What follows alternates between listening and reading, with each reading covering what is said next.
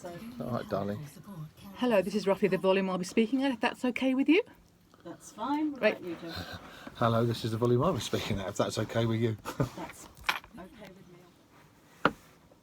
John Cougar Mellencamp and Jack and Diane, and I've got Joe and Helen here with me. Good morning. Morning. Good morning. Good Nice to morning. have you with us. How are you? Great, thank you. Top of the tree. Top of the tree. That's a lovely expression. Still enjoying married life? Oh, yes. Is it Yep. a month?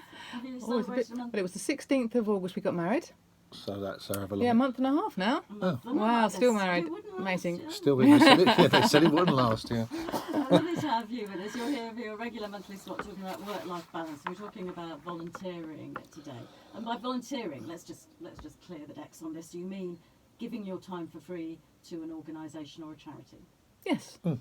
And you yourself volunteer, is that right, Joe? I was with Cambridge Samaritans, which was a great experience, a great bunch, and Cambridge very lucky to have a drop-in centre they can use. And as far as the benefits from it, I didn't think there would be really. I just thought, yeah, you go up with, but the benefits are amazing. Because Samaritans being the nature of who they are, it reflects on my business life, or it did, insofar as that you become a little bit more understanding, you become a little bit more open, you ask questions that are more searching. So rather than trying to take the lead all the time, you're letting people, both clients and indeed as a Samaritan, people coming back and giving you, you're trying to get the story out of them as you are in business. And the training for Samaritans was superb, and I believe they're for people that are actually in that field. It's probably one of the best trainings you can get. It's very intense, but it shows you a different side of life. And from a personal point of view, and I hope this is not un-PC, but you know what, when you do something like Samaritans, and with the problems that there are out there with people, and you look at your own life, you think, you know what, perhaps I'm not doing so bad. And it's great to be able to give someone some time to talk and to get their points of view out where we have very little time. And in fact, I saw only the loneliness of being in business, and it's no different to being at home because you've got no one to talk to.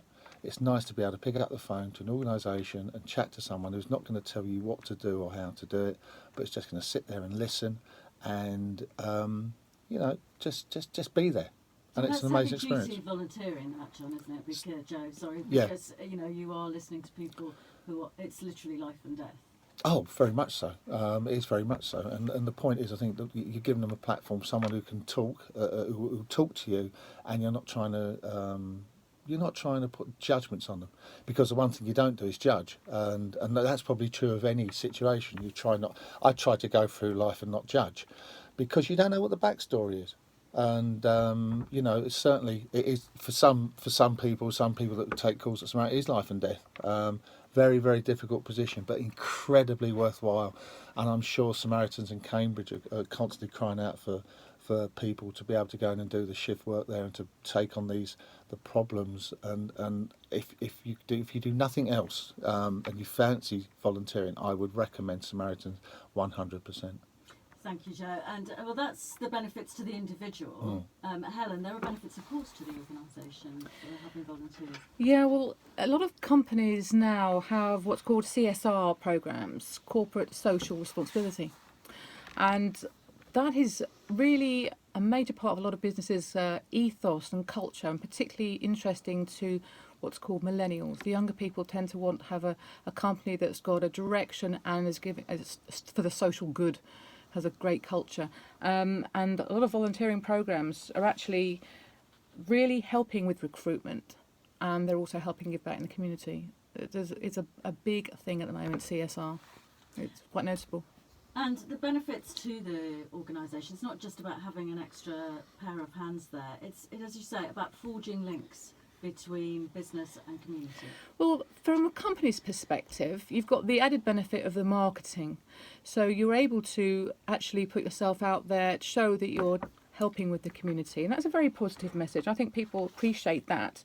You've also got the well-being of the people that work for you, that people tend to be more engaged, and if the company lets you do the volunteering on work time, which is often encouraged, or a certain amount of days that they can give a month, and that company links up with charities in the area, then you're working on team projects. Sometimes the chief executives shoulder to shoulder with the receptionist, so it can really help with cross-departmental communication. So it can replace the old team building exercises. I've seen examples of that happening, particularly with Home Start. We're now working with ambassadors, in fact, for Home Start Hertfordshire. When you say we, you mean? Yeah, the accountancy practice in Royston. We're the first ambassadors because we've got family values. They've family values. Home Start actually supports parents in the home, generally speaking, in the home, with children under 10 years old. And it's trying to catch people before they're at crisis stage. So we welcome self-referrals. A lot of the referrals come from the social services. And presumably, though, it's like as a volunteer, it's like a job. You know, you have to find the right role for you. It's not just kind of stumping up and building a dry stone wall. If that's not your thing. No, I think you have to get something out of the volunteering, and I think you find something that suits you at that time in your life, as Samaritans did for me at that time in my life. But there's, absolutely, I think there's got to be a certain amount of, you won't get up at 6 in the morning and go and do something if you're not fully committed to it, or you feel there's some payback almost, you're getting some benefit from it. So you're absolutely right. Unfortunately, we're in a society now where there's so many things that are voluntary led. As long as you've got that will to want to do something, give up some time in the busy lives that we have, there's something out there for everybody. It's a huge sector, isn't it? Huge. I mean, if it Huge. collapsed, the country Oh, would can you collapse. imagine? This radio station is run by volunteers, isn't it?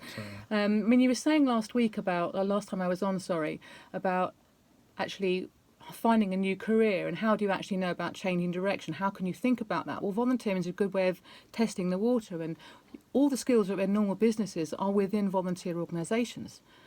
So you can, try things out outside work maybe, or within work, but hopefully outside work if you're looking for a new career, and try things without having to commit to a project that's a year or 2 years, and with volunteering, yes, you need to think about what you enjoy doing and what you feel you can give. With Home Start, for example, the only qualification is that you are a parent.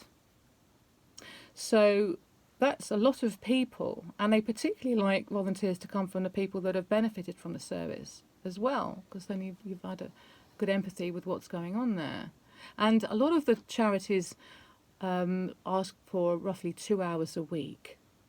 Right, that's not much, is it? No. I mean, I know we're all pushed for time, but we can all find and you have to be very reliable. Like if you're going to people's homes, 11 o'clock every Wednesday, you need to be doing it. So reliability, even though it's only a small amount of time, the reliability is key. But it's amazing the impact you can have in those 2 hours. That's the thing. I think the payback for the person of feeling productive and that something you're doing is really making a difference far outweighs the time you're actually spending doing it. And if you're a business, if you're running a business and you're listening to this and you're thinking, yeah, actually we would like to form a link with a charity and maybe set up some kind of volunteering programme, where do you start doing that? Well, I think I personally would, because there's massive benefits in terms of the corporate morale and the team building as well. I think ask your staff what charities they think are worthy of supporting, that they feel aligned to. Also to find a charity that's aligned to your actual values as a business. Get the staff involved in putting forward ideas, and I'm sure any charity would love to hear from you to discuss the process and how you could work closer together. And as you say, spending that time away means you bring then something back to the business. There's loads of skills you can gain, particularly people who would like to consider promotion in a company. You can do leadership on projects that you wouldn't be able to do within the business, decision making, time management. A lot of things can actually benefit your CV, and particularly for people who are maybe in their mid-50s who, for whatever reason, need to come back into the workplace. They might be feeling they're out of touch, and doing volunteering, even knowing what to wear. Volunteering can actually give you that confidence back. And obviously for young people as well, who haven't got work experience, the old chicken and egg situation, so they can get something for their CV that shows that they've put the effort in, even though they haven't had the direct financial reward. They've got the experience now. So it's multiple levels of benefits. You're nodding there, John. Joe, I'm still calling you John today. I do apologise. Call me whatever you like, Lee. Yeah, no, I agree. It's the benefits are enormous, and I think if there are firms that can give things back into the charity, into the community, and support local community groups, and give them maybe finance that they need, or help, or just even general advice, it's a great thing to be able to do. And particularly, there's the small charities like Support for Sight. Now they have a help desk in Addenbrooke's hospital now, and they, funnily enough, the name Support for Sight does give the game away a bit, but they're trying to help people who are blind or partially sighted live a normal life, get back in the community, be fully active. And so they have befrienders, they have a shop, they have a cafe, they have demonstrations of equipment. Now they're a small agency based in this area, with a vital service to the community. So there's, whether you want something that's a local support that you're giving in the community or something on a national scale, there's something for everyone. It's really a matter of deciding where you feel that your energies would be best placed, and there's bound to be someone very keen to hear from you. And it does open your eyes, doesn't it? I mean, I volunteered. I spent 3 years when I was in Liverpool, when I was in my early 20s, volunteering right in the heart of a really deprived area there. And gosh, it so opened my eyes, and I still remember the things I heard, the things I saw. That's about life, isn't it? About understanding all the different tiers of life. Yeah, I think it gets out the bubble, and again with Samaritans, I certainly saw a different side of life that I never thought existed, and now it makes you much more aware. It's kind of sad in a way, but it's kind of good that there are people out there. And let's not forget, these people don't get any kind of government funding. There's no funding, and so it's a terrible, terrible situation. And but these guys are out there day in, day out, making things work, making people's lives, in an attempt to make people's lives maybe slightly better than they were. And I think it's to be fully supported. And in terms of businesses, you've seen the effect that it's had on your staff? Yeah, I mean, certainly had an effect on me. Certainly had an effect on, I think some of our people try to do things as much as they can. And again, it's the demographics of your firm, isn't it? You have a young staff, it's hard, you've got kids, you've got a new family, it's difficult. As you get older, you're able to give yourself more time. So as a firm, what we try to do is give more corporate.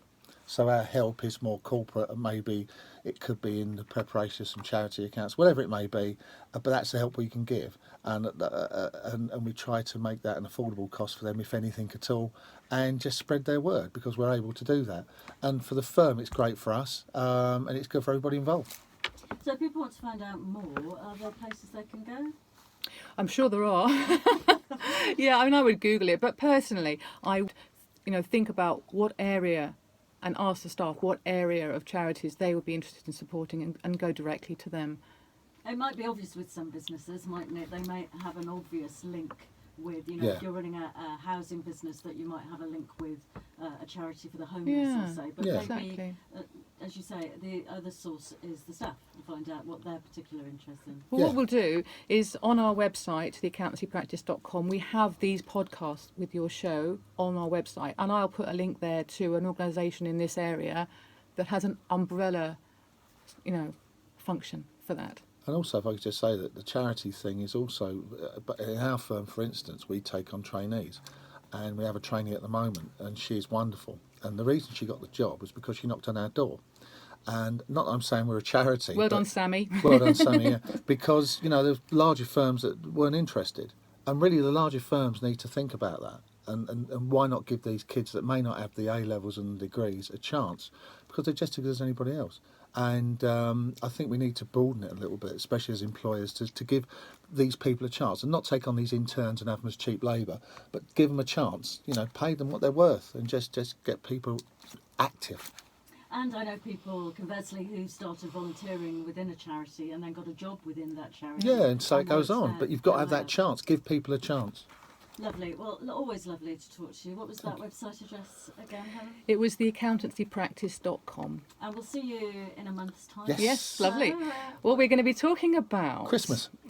Well, you could say Christmas is a time for giving, and a time for random acts of kindness. And eating, but go on. Yes. And eating, yes. And I'm very much into the alternative elements of the universal laws, and particularly how to harness the laws of attraction and the laws of abundance. Oh, hey.